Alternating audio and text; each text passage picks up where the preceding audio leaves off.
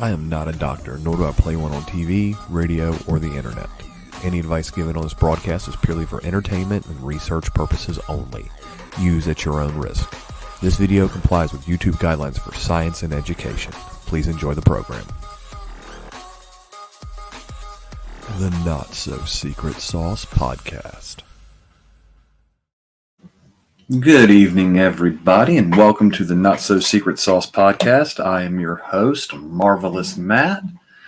This week, we are going to talk about the weight loss compounds that are commonly used by bodybuilders, but to be honest, they can be used by anybody. Specifically, we're going to touch on Clenbuterol. We're going to talk about T5 or the ECA stack. They're the same thing. Just depends on where you're at, what they're called. The T5 seems to be a more popular term for it overseas. Here in the US and North America, it's more commonly referred to as an ECA stack. The last one we're going to touch on is DNP. I'm saving that one for last for various reasons, and I'll get to that. Basically, you've all heard me talk before about how steroids are not weight loss compounds. You have the dry compounds and the wet compounds. You have bulking compounds, you have cutting compounds, but none of them directly cause actual fat loss, actual lipolysis. Well, Clenbuterol and these other weight loss drugs actually do cause direct lipolysis. They actually cause your body to break down and metabolize more body fat. They both have the same, they all have the same basic action. They increase your metabolic rate and cause you to burn more calories than your body normally would. We'll start with Clenbuterol. Clenbuterol is, and technically Clenbuterol and an ECA stack are asthma medications. They're bronchial dilators. It's a fancy way for saying they just make you breathe better. But one of the side effects of both of them is weight loss. Clenbuterol or Clen, various ways to take it. There's lots of different people that want to do it different ways, so I'm going to cover a few of the most common dosing strategies for it. It's an oral tab. Usually comes dosed in either 20 or 40 micrograms, not milligrams, micrograms. If you took 20 milligrams of Clenbuterol, it's going to really mess you up. So please remember whenever you're talking about this that it is micrograms. So the most common way to take Clenbuterol is the 2 on, 2 off. Basically, you're taking it for 2 days, then you're off of it for 2 days. You take it for 2 days, you're off of it for 2 days. There's really no need in that. You can do it that way. It does help mitigate side effects a little bit, but it also is very difficult to remember. Am I supposed to start taking it today? Am I not supposed to take it today? How much am I supposed to take today? Because with any of these protocols, you titrate the dosage up. You start at about 20 micrograms, and you're going to gradually increase that over time based on your individual tolerance. Nobody can look at you and say, well, you've been on it for 2 days, you need to add another 20 micrograms. That depends on how you feel. Clenbuterol is a stimulant, and it's going to act like any other stimulant. It's going to increase your heart rate. It's going to increase your internal body temperature.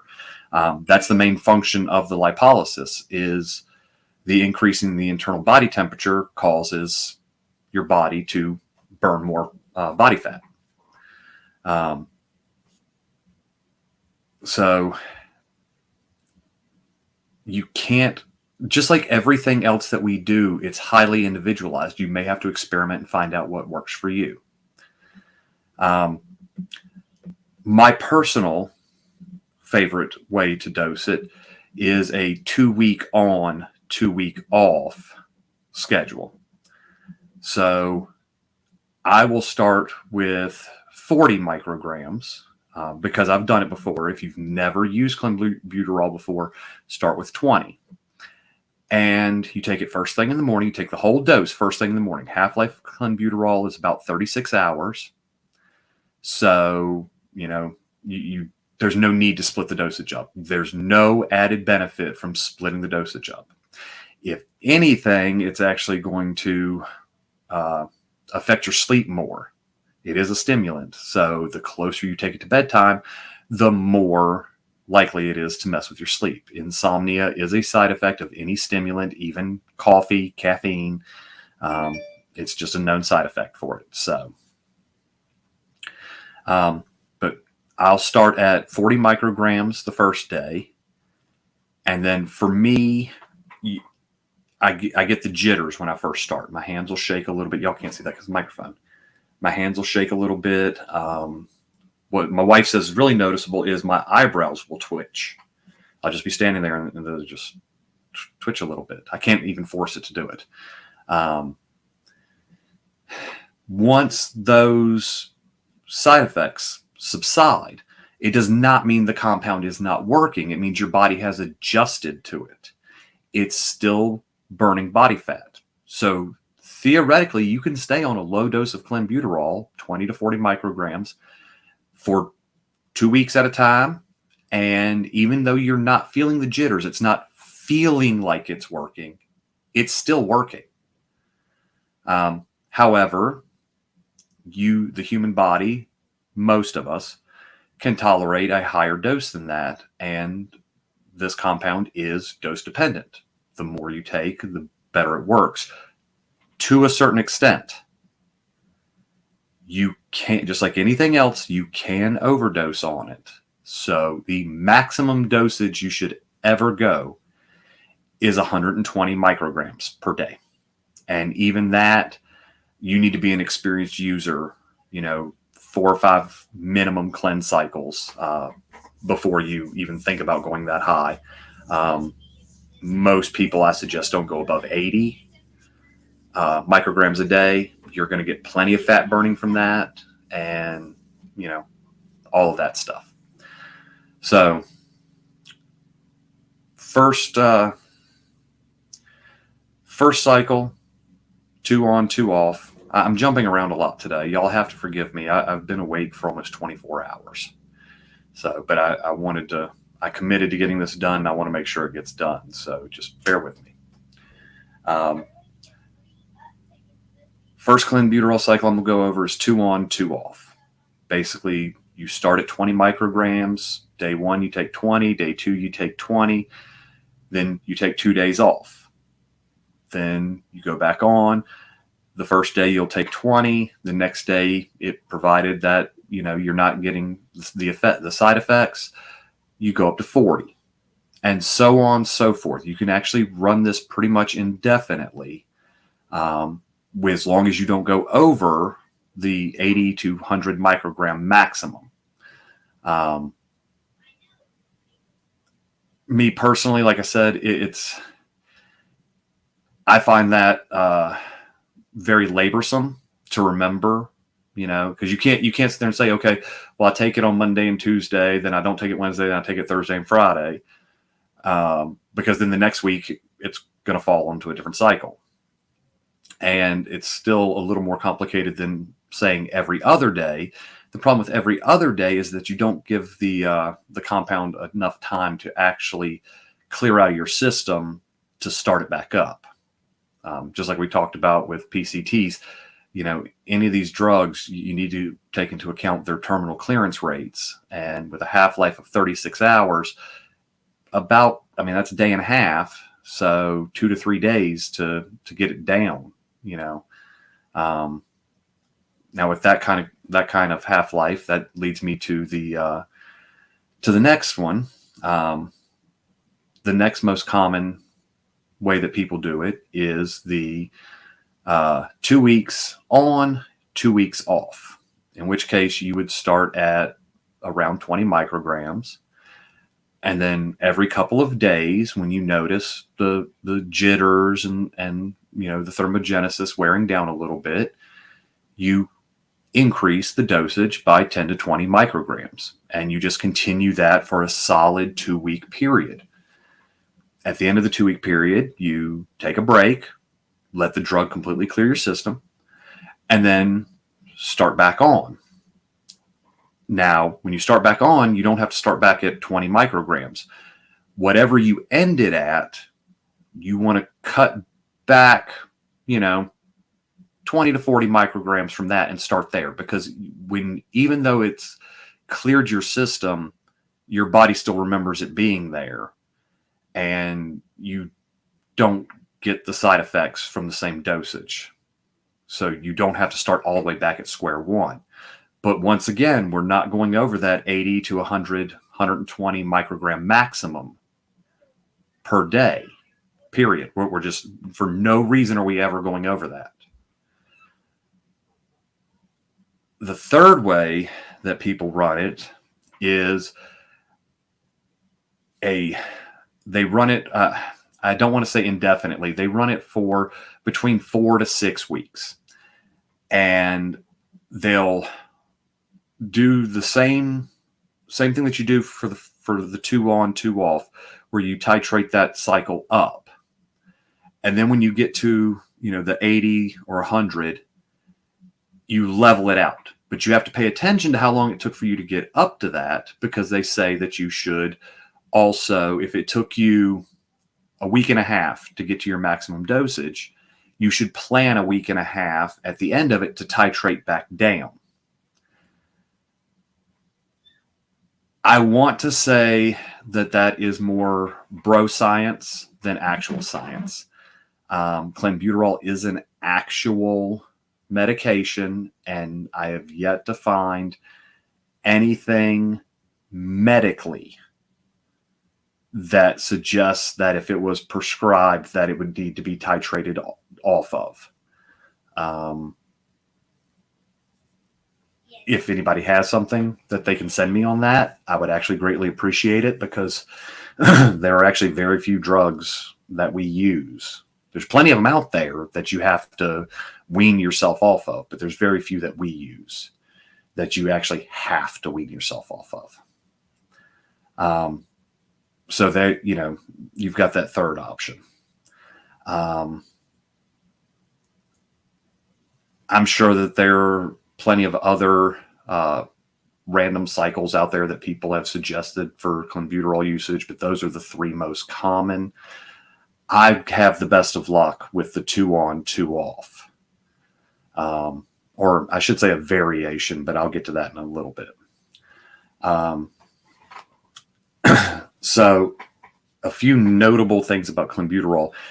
It does scientifically work for weight loss.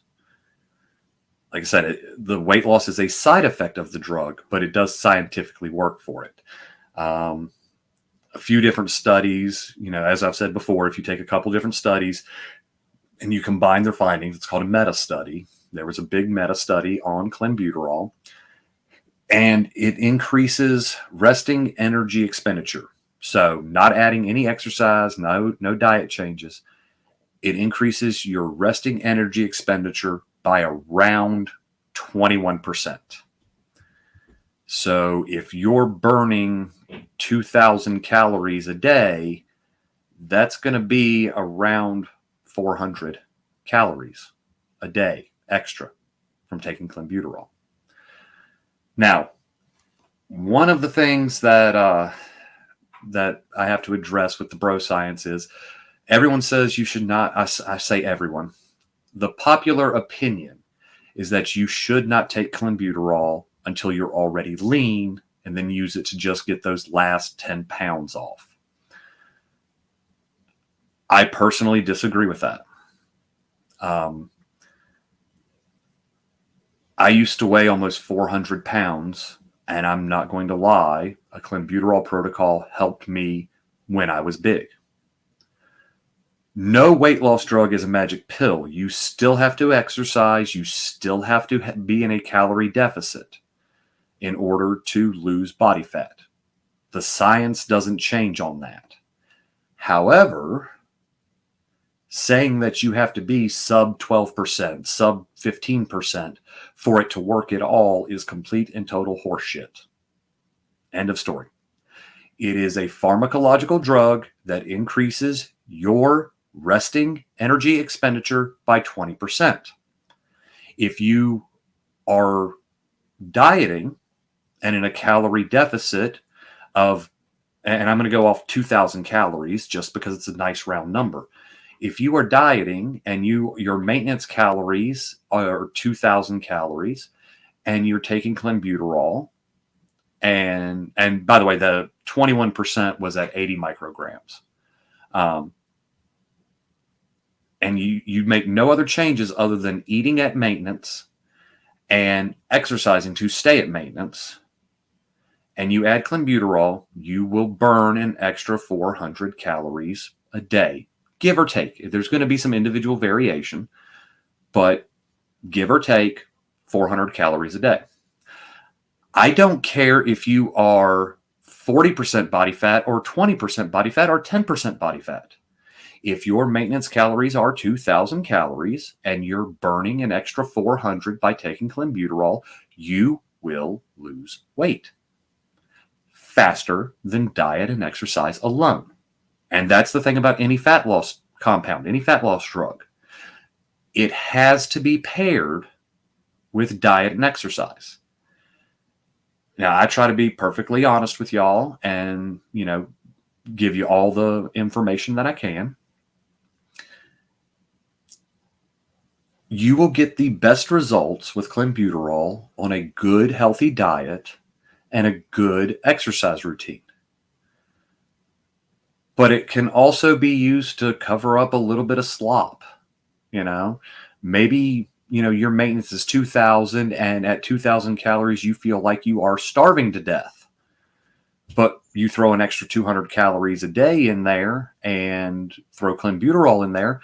Well, you're still technically going to be 200 calories below maintenance. Are you going to lose weight as fast? No, half as fast. But you will still lose weight.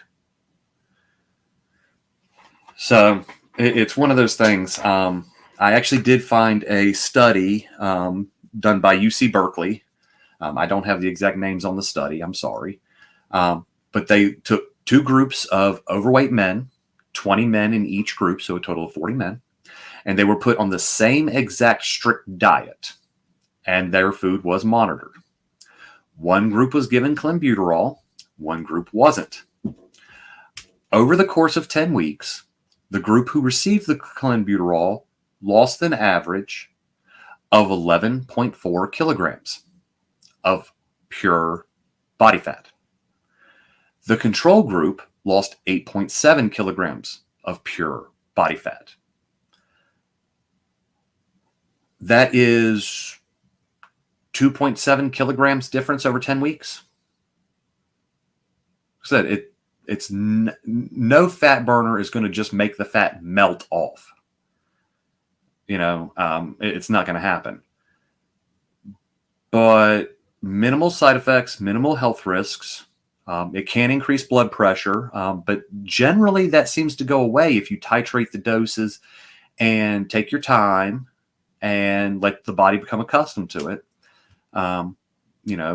The blood pressure normalizes. Some people have experienced headaches from that. But once again, the people that titrate doses have a much lower report of side effects. So titrate your doses and take your time. Remember, fat loss is always a marathon. It is never a sprint. Even when you're in contest prep, you got to think, when we talk about bodybuilding contest prep, these guys are, they might be losing a decent amount of body fat, but you also have to think they also have a huge amount of muscle mass to aid in that on top of everything else. and their diets are super strict. They're doing, and 30 minutes to an hour to 2 hours of cardio every day to help put them in the excess. And a lot of them are doing a Clenbuterol protocol or an ECA stack or something like that to get it all off. But even then, the smart bodybuilders are giving themselves 16, 20 weeks to drop, 5 to 10% body fat. And they have the mental discipline to do all of the diet, all of the exercise. It's primarily diet and exercise. So if you just need to lose, and I guess this is more for, lifestyle clients than anything else. If you're making the changes to your diet, if you're exercising more, you're moving more, because at the end of the day, weight loss is as simple as calories in versus calories out. If you have more calories going out than you have coming in, you're going to lose weight. And using something like Clenbuterol is going to help stoke that fire. It's going to help make it better, make it faster. But it's not a miracle drug. There is no miracle drug. I don't care how many infomercials you watch. I don't care what anybody says. There is no miracle drug that's going to just make the fat melt off. So before I get into ECA stacks T5, if you got any questions, leave them in the comments. And housekeeping, like, share, subscribe, comment, ring the bell. That way you know when these come out. So, all right, now, ECA. ECA stands for ephedrine, caffeine, and aspirin. Also known as a T5 stack. And I forget who it was that coined that. It was a bodybuilder and a supplement maker that coined the T5. But it's basically ECA. Ephedrine, not ephedra, ephedrine, caffeine, and aspirin. Ephedrine used to be, back in the 80s and early 90s, in every weight loss drug, over-the-counter weight loss drug you could find. And it works. It is also a bronchodilator, just like Clenbuterol. But the fact of the matter is, it works for fat loss. But just like everything else, when something works, somebody's got to go and abuse the hell out of it and get the government involved. And it got banned. Everything that works gets banned. The lesson, don't abuse it, don't get the government involved. So, ECA. It's a combination of 200 milligrams of caffeine, give or take. I know some people get along really well using only 100 milligrams of caffeine. And then around 100 milligrams of aspirin, 81, a lot of people will use baby aspirin.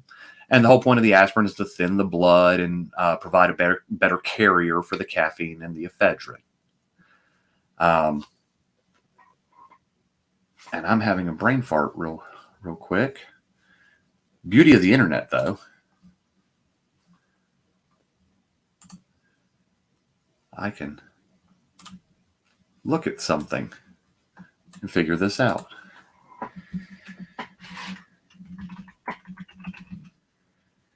So, ephedrine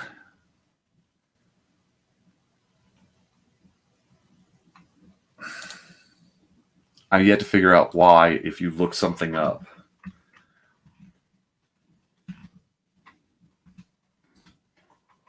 Oh, excuse me. There it is.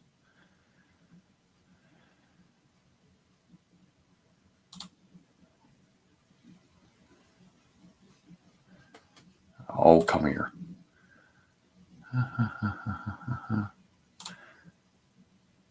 That's what I thought. All right, so ephedrine we actually measure in milligrams. Usually we split this dose up into 3 doses a day, and each ECA stack would be 25 milligrams of ephedrine,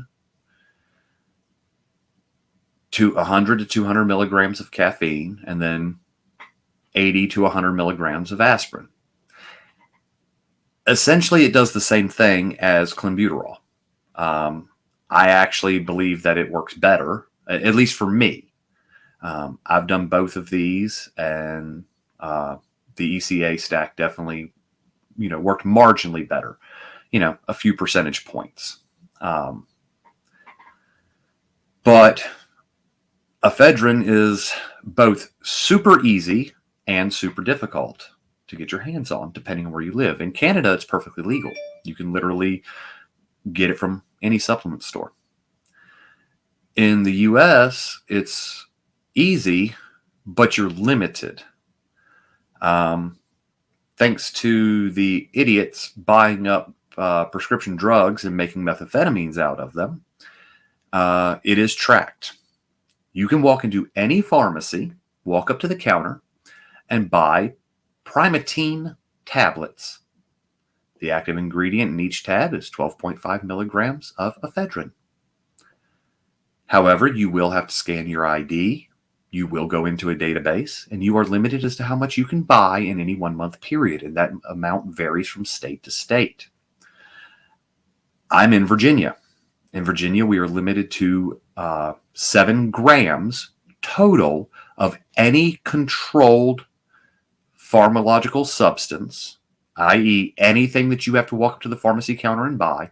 You are limited to 7 grams every 30 days. If all you're buying is ephedrine, you're fine. But if you have to go buy Sudafed, all those milligrams count. So you have to be very careful and keep track of that. And then you need to find out which each individual state, what their limit is, because it does vary from state to state. I don't know what the other states are, so please don't ask. A simple Google search can find out. That's how I found out Virginia's. But you can literally walk up to a pharmacy counter and buy it. But the active ingredient, each tab is 12.5 milligrams. So you would take 2 of those tabs. I do 200 milligrams of caffeine.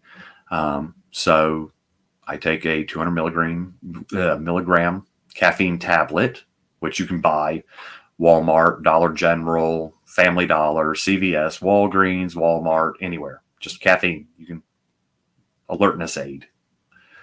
And then 1 baby aspirin. You do not want to take the entire day's worth of dosage at one time. You want to split it between 3 doses. So for me, when I wake up, I take my first ECA. I'm going to refer to all those compounds together from now on as an ECA. I take my first ECA stack, usually within 5 minutes of waking up. I fast for at least 3 hours every morning. Weight loss drugs work better if you're fasted. I usually shoot for about 4 hours, but depending on my work schedule, doesn't always happen. But I take my first ECA within 5 to 10 minutes of waking up, and I note the time. 4 hours later, I take the second dosage. 4 hours after that, I take my third dosage. That gives me combined for the day 75 milligrams of ephedrine, 600 milligrams of caffeine, and then roughly 250 milligrams of aspirin. But it makes a huge difference. Once again, it acts just like clenbuterol. It's a bronchial dilator. Primatene is actually an asthma, over-the-counter asthma medication. And there's other brands of it too. Bronkaid and Walgreens has an in-house brand. Walmart has an in-house brand. I don't think CVS does. And that's most of my local pharmacies, depending on where you're at in the country. Just look at, look at their website. So, like I said, same action. Now, the thing about ephedrine is the longer you take it, the better it works. It builds up in your system and keeps running in the background. The half-life is shorter. So that's why you have to take more of it and split it up throughout the day, is because it's got a shorter half-life. But for some reason, and I cannot find concrete scientific evidence as to why, the longer you're on it, the better your body reacts to it and the more fat it burns. So when you first start taking it, it's not quite the same kick in the nuts as Clenbuterol. But after about 5 or 6 days, it's on par. And shortly thereafter, it's actually built up in your system and it's doing better. In theory, you could just do an ECA stack for an extended period of time and drop all the weight that you want. Now, once again, this is all assuming that you're not getting side effects and things like that. You will, of course, just like anything else, want to come off for a little while to give your body time to reacclimate, be in a health phase. What I personally do and has worked well for me, and that's all I can pass on, is what's worked well for me and I've seen work well for others, is 2 weeks of a Clenbuterol cycle, immediately followed by 2 weeks of an ECA stack cycle, and then 2 weeks off. So 4 weeks on fat loss compounds, then 2 weeks off, let the body reacclimate, let the blood pressure come back down, things like that, and then hit it again. I have lost 3% body fat during my the last month doing this. That being said, I've also been watching my diet. I'm not eating perfect, but I'd say 80%. Training's been pretty good. Not 100%, I'd say 90%. So not even giving it my all. Not like I'm in a contest prep. I don't have a show to get ready for or anything like that. Just trying to lean out a little bit before I start my next bulk. And I dropped 3% in 5 weeks. They work. End of story, they work. You just need to use some common damn sense when you're taking them. Now, as I get to the common sense, I will talk about the third weight loss compound that bodybuilders have been known to use, DNP. I'm going to tell you all you need to know about DNP right now. Never fucking use it. There are 2 compounds in the bodybuilding community that can kill you acutely with 1 dose. Insulin and DNP. Don't come at me with this, well, you got to know how to use it. You got to this, you got to that. No, don't use it. There is nothing you can say that is going to make me put rat poison in my body to lose body fat. It's not going to happen. You all know how adamant I am about, about how much I dislike Tren. Shoot me up with Tren every day for the rest of my life versus give me a single fucking dose of DNP. DNP is a byproduct. It is a poison, and it has no place in the human being's body. If you do not, I'm not even going to say if you don't know what you're doing. You can know what you're doing and still mess it up and literally cook yourself from the inside out. You remember me saying that weight loss drugs work by thermogenesis? Well, DNP cranks the knob on thermogenesis so far up that there's no medical way to stop it. Are there people who have gotten lucky and not died using DNP? Yes, there are. There's also a lot of people who thought they knew what they were doing and killed themselves taking DNP. This is my podcast. It's my opinion based off years of talking to people, of researching this stuff. And I have, out of the thousands of articles I have read, out of the thousands of studies I have read over the years, I have never seen anything that has made me think DNP is safe in any way, shape, or form. And that's all you need to know about it. Period. End of story. Clenbuterol, take it, titrate your doses. Ephedrine, if you can get it, it's a great weight loss compound. DNP, you're going to die. Don't take it. It's that simple. Now, when I started talking about ephedrine, I also said ephedrine, not ephedra. Ephedra is it's a stimulant. It is related to ephedrine, but it is nowhere near as effective. It's a stimulant it's a weight loss drug in the fact that caffeine is a weight loss drug. It gives you an insane burst of energy. And when you're hyper, you burn more calories. But there might be a slight thermogenic effect, but compared to ephedrine, it's nothing. It's not worth it. It's marketed as just as good, but I can tell you right now that if it was just as good as ephedrine, it would be banned, just like ephedrine. There's no two ways about it. The government of the United States, if it works, they're going to ban it. They did it with performance-enhancing drugs. They do it with weight loss drugs. They want to be, I try not to get political, but the fact of the matter is that if the government can't make money off of it, they're not going to let you have it if it works.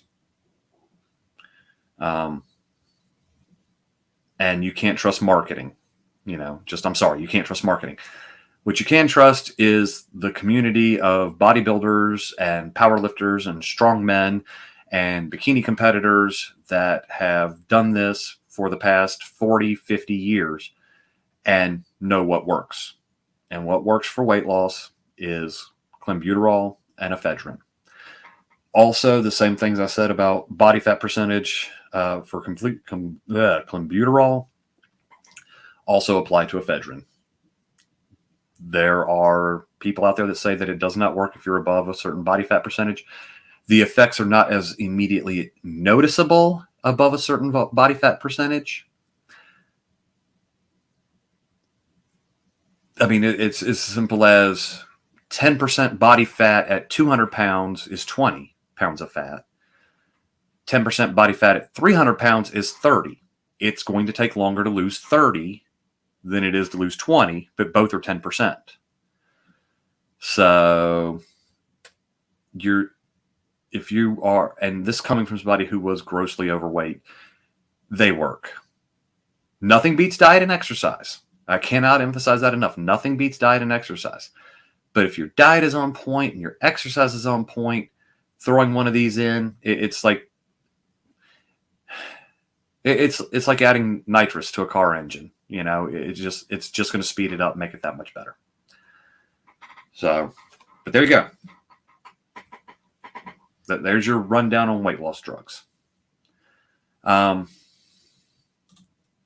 did not have a chance to actually go through and get the questions this week. It's been a rough week with work and everything, but I did want to address one other thing. I've seen this a lot. I'm in a bunch of different gear-related groups on Facebook and Instagram and things like that. And in a lot of these groups, I'm listed as one of the group experts, if not the group expert. And there's a question that I've seen with increasing frequency, and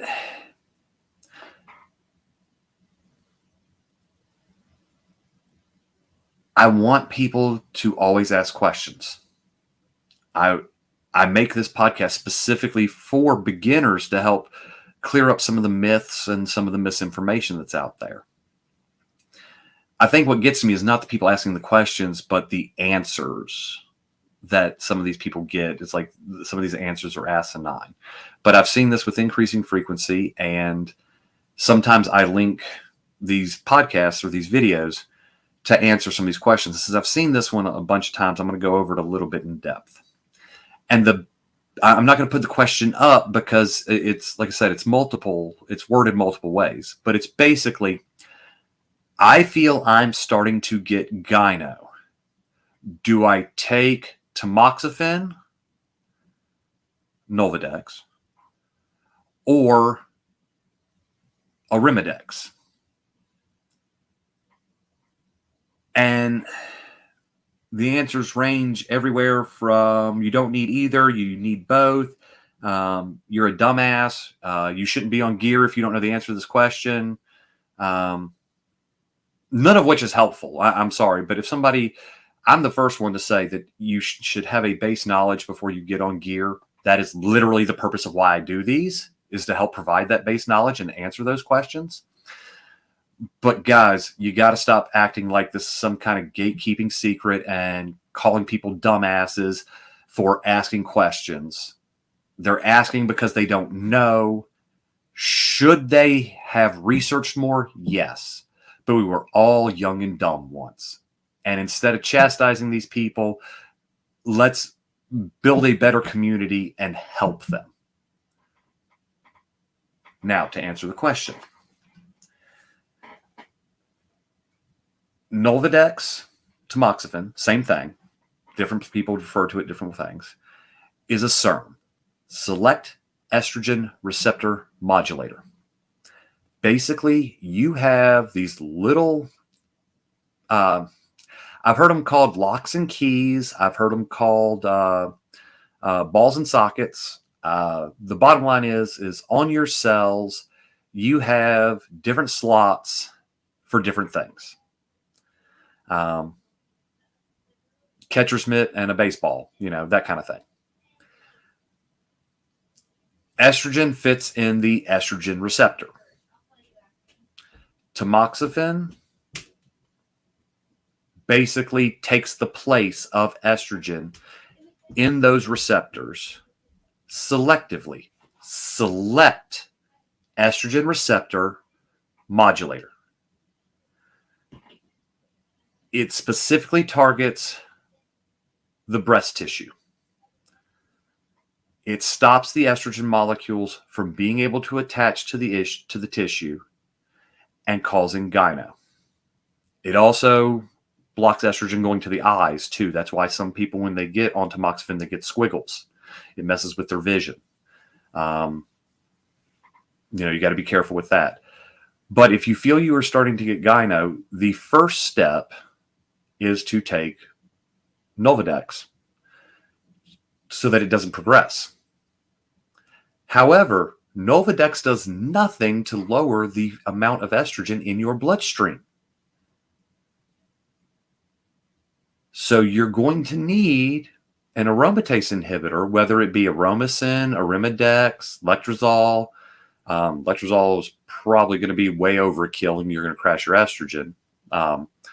But they serve two different purposes. God, I wish I could remember who said it. I've heard multiple people use this analogy.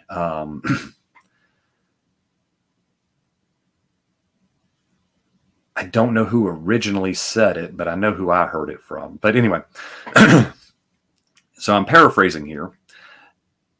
Think of the cell as a parking garage.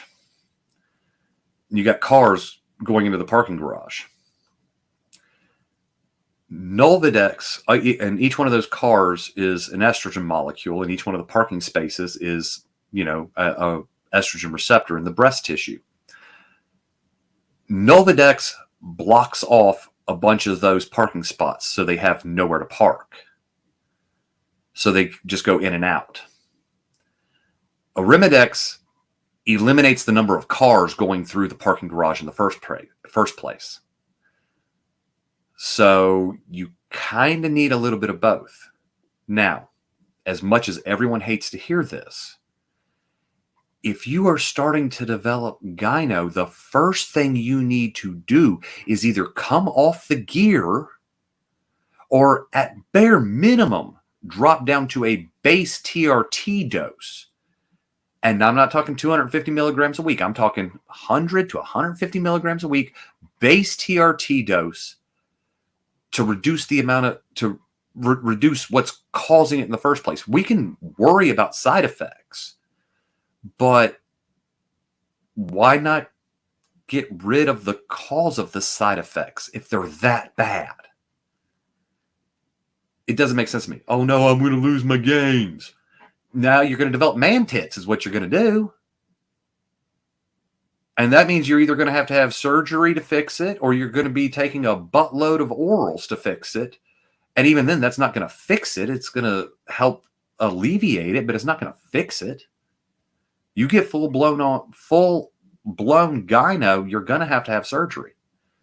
So I'm sorry. Yes, it may hinder your progress for a few months to have to scale back on the gear. And also, you shouldn't be taking gear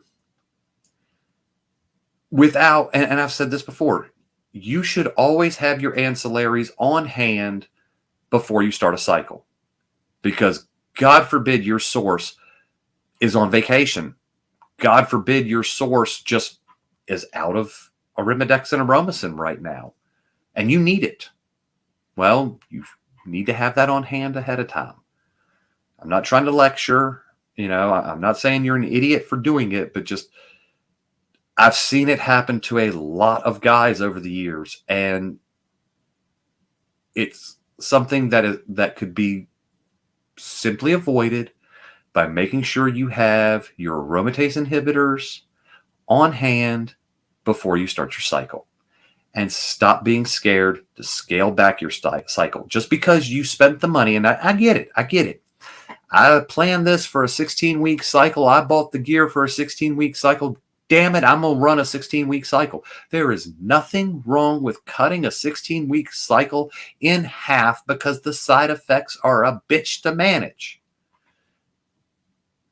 Bodybuilding, building muscle, it's a marathon. It's not a sprint. You can make that time back up, but having to come up with the money to have gyno surgery because you're too stubborn to scale back on the dosage, that's not exactly smart. I'm not going to call you dumb, but I'm also going to say you're not making a very smart decision on that. So back to the question. You need to start taking Nolvadex, 25 milligrams a day, 1 tab.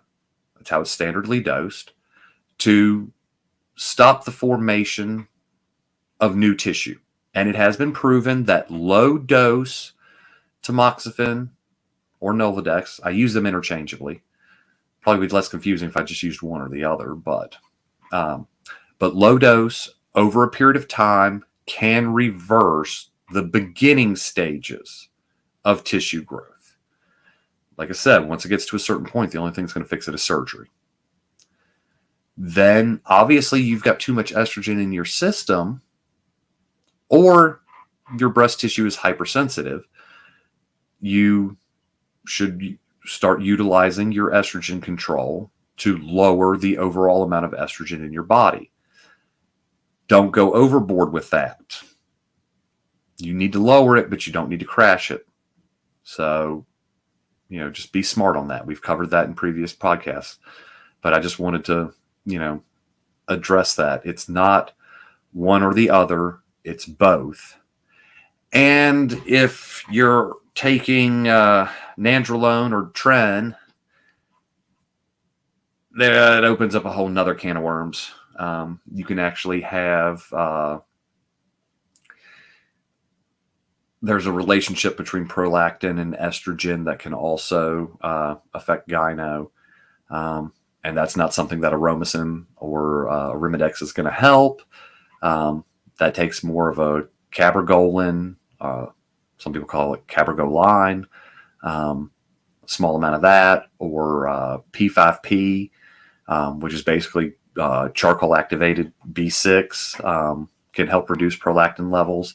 But really, you should be on that if you're taking a nandrolone derivative anyway, and you should be taking it 2 to 3 weeks before you start any nandrolone derivative to help your body process the prolactin.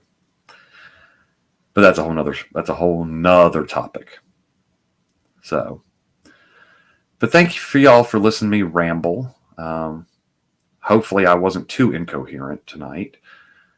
But yeah, weight loss drugs, they work. You just have to, you got to be smart about it. Like I said, just be smart and don't overdo it. More is not better. More is better in the beginning. More is better for a small amount. But more is not better for the long run. And like I said, the max dosage of Clenbuterol anybody really needs is between 100 and 120 micrograms. And there's really no reason to go above 75 milligrams a day of ephedrine. There, I just summed up the whole show in 30 seconds there at the end. But you had to wait for it. Anyway, guys, don't forget, like, share, subscribe, comment, leave your questions. Stockpiled a few, I didn't have many this week, but I'm going to just carry those over to next week. I may actually not even do a topic for next week. It may just be all straight Q&A. But I do have a few ideas. Anyway, y'all be safe.